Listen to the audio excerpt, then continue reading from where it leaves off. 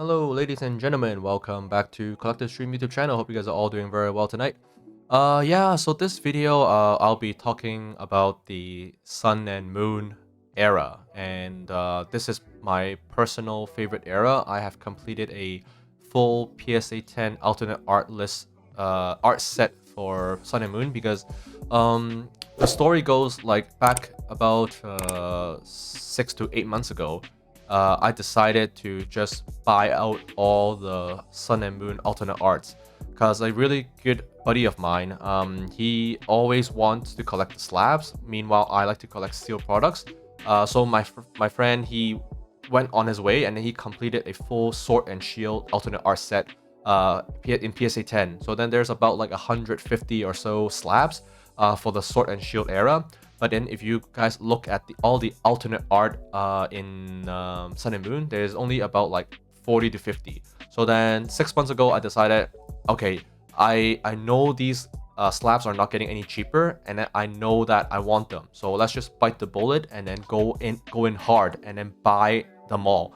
And then I think all in all, I spent a total of 15,000 US, and I got all of them. And like I wasn't at that point, I kind of went into like berserk mode. I didn't even look at the price recent comps. I didn't even look at the trajectory. I did no research. I was just like, all right, let's just buy it now and get it, bang bang bang, and then I bought all of them. So look, that was 6 months ago, and then now this video is not to brag or anything because nobody can have a crystal ball on what's gonna happen. But I'm just saying I am also very shocked and how hard the Sun and Moon era mooned. Okay, yeah, and that's gonna be one of the maybe the name for this video, Sun and Mooned. And then to give you guys an idea, I did a car show recently, and then I actually put in the pricing for some of the cars, yeah, and I'm gonna try to block out some of the serial numbers just to protect my own collection. But then let me see here. Yeah, so the first one, look at the price that I put in for the Gengar Mimikyu. So we have a very beautiful Gengar Mimikyu right here, and at that moment I priced it to be 13,800 Hong Kong dollars, which is around maybe 1,800 US dollars. And having a look on eBay today, I think they're approaching like 3,000, and that was not too long ago. That was like 4 to 5 months ago was when the last car show happened in Hong Kong. The other card that really surprised me was the Mewtwo GX, which I have it open right now on eBay. And then this one, again, just trying to cover up the serial number. This Mewtwo, amazing looking Mewtwo, I priced it at around 2,500 USD, and that was kind of slightly above market in the car show. And then now it's also the asking price is like 3,000 to 3,500. Yeah, so another very cool looking card, and a really big chase card. I wanted this card for so long, and then I traded a lot of team up products. I traded around 25 blister packs of team up plus cash for this Mewtwo, and yeah, I'm just glad I didn't get burned too badly because yeah, this card has gone up in value, so that was pretty cool. So this one is another banger and a really low pop card. So this one is the EVGX, and it looks super wacky, and it doesn't, like, a lot of people when they saw this, they're like, what the heck am I looking at, like. And then this EV, yeah, even if I look at this right now, it just every time I see this card, I'm like shocked it even exists. It doesn't even look like a real Pokemon card, to be honest. Yeah, but this card, super low pop, and I don't know, check the PSA data, maybe below 300. I'm pretty sure below 300, maybe even below 200. But yeah, it's sub 1,000 for sure. And then very hard to grade these cards in PSA 10, and then they didn't print them a lot, right? So here we are, looking at Sun and Moon. So this video is just gonna be more of like a maybe a reminisce about the alternate art and how good they look, and how investable they are, and as they age, because they're coming up to 6 years old now. And there's no better example than the Mewtwo and Mew GX, because look at this beautiful Mew card. And this one, it always very I like this art so much more than that Giovanni Mewtwo from the latest Distant Rival set. Not to like shit on the latest set, but then look at the art from 6 years ago. Look at how grumpy Mewtwo looks. when he sees his his DNA half brother, the clone Mew. Actually, no, Mew is the original. Mewtwo is the clone. Yeah. So look at how he despises his original. Yeah. So this one is just looks so amazing. And this card used to come in those Mewtwo tin cans, and then they were like really cheap. And then suddenly the artwork have caused the slab to skyrocket in the past 2 months or so, in the last month. And this card is like $1,000 in USD now. So like it's just unbelievable, the rise. Yeah. Some other cards, they've always sat at a very high price. So for example, the Reshiram and the Zekrom GX. So this card is, again, these are all very low pop cards, and I hope that the lighting can give the card some of its glory and on how good it looks in person. And if you guys like this kind of video, please like, and then I'll try to showcase more, because I honestly think that on the YouTube channel, on the YouTube format, there's a lot of people that talks about cards, but they use JPEGs, and there's not a lot of YouTubers that might be showcasing the slabs. So it will be cool to just look at these cards in when they to actually see them in all its glory, right? So look at the Pikachu and the Zekrom. So if I have another example, yeah, let me bring it back like this. I mean, I'll cover it like this. Yeah. So these two cards have gone up a lot in recent months. Yeah, and both of them are now $1,000 cards. So which one do you guys like more? Do you guys like the Mewtwo and Mew, or the Pikachu and Zekrom? So let me know in the comments. But these cards, yeah, if you guys have multiple copies, they are doing extremely well now. And the Japanese version have always done well, but then the English have gone up and overtaken the Japanese version. So which is good, because I enjoy collecting English, because I like to read the text, and I can read the attacks and see everything just in my native language, right? Yeah, I also wish I know Japanese. I would love to learn it, but for day to day, it's just so much easier just to enjoy the cards in English form. Oh, and then I have a copy of the Lovebird right here. So cannot it's not a Sun and Moon or Sun and Moon Pokemon video, but about the arrival of the Lovebirds, right? So this what's interesting about this slab was, when I got into the Pokemon collecting hobby, when I rejoined about 4 years ago, this slab was only $800 in PSA 10 form. So let us sink in, for example, for a second there.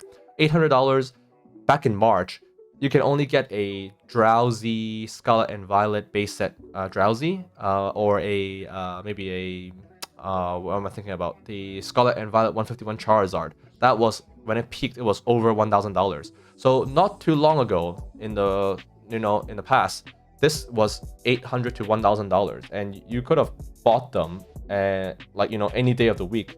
But nowadays, this card is just continuing to go up. And yeah, so it's gotten to the point where they are extremely expensive products to collect. And I'm very well aware of that. Yeah. So another example will be in the Sun and Moon era. They, besides getting the alternate art version, they also have the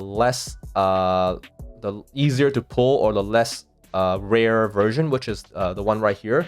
So they effectively the same card. So if you look at the HP, the attack name, and everything, they are exactly the same. If you play them in like a competitive format, they're the same card. But then this is the alternate art form, right? And this is why it commands so much money. So this is also another card that's already hit $1,000, the Blastoise and Piplup.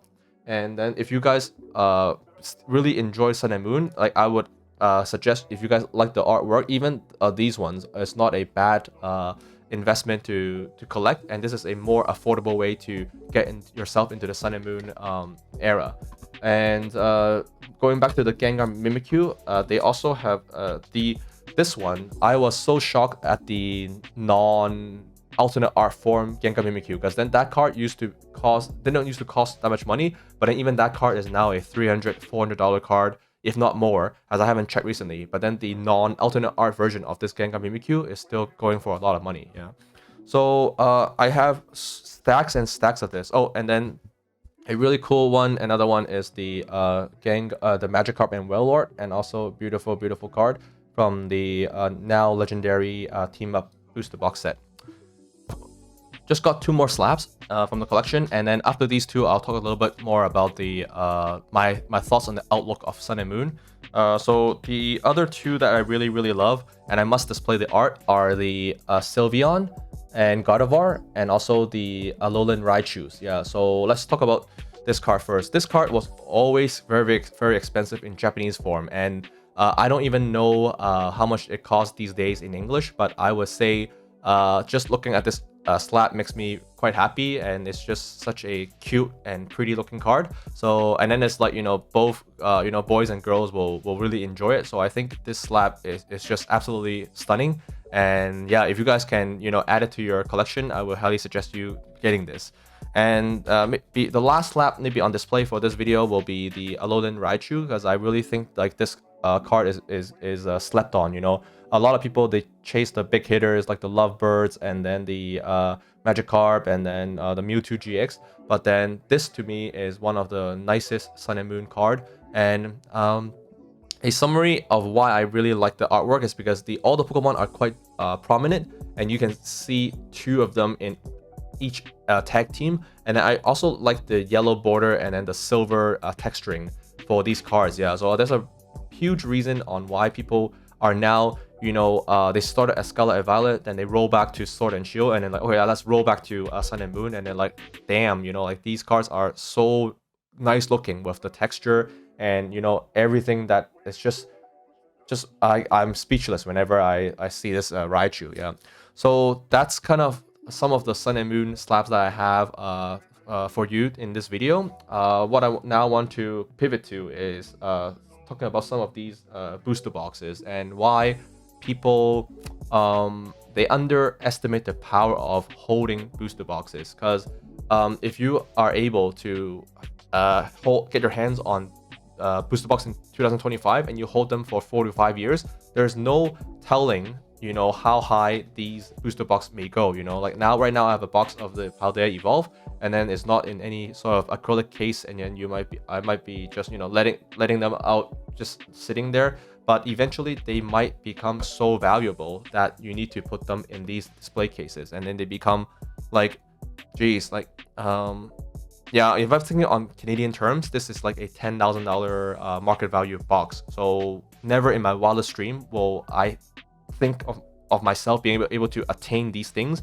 But obviously, I started, when they were more affordable, put it that way. Yeah, and like the Sun and Moon era, I think it's such a nice crossover between the modern Pokemon and getting a little bit on in the age. Like back then, people were not as crazy in the hobby to buy cases of these and hold on to them. Sure, there are some whales that will do that, but then for most people, they will just buy the box and then open it and rip them, and then they were they were just like a pastime for them. Like, oh, let's go and rip some packs and then let's see what kind of cards we can chase.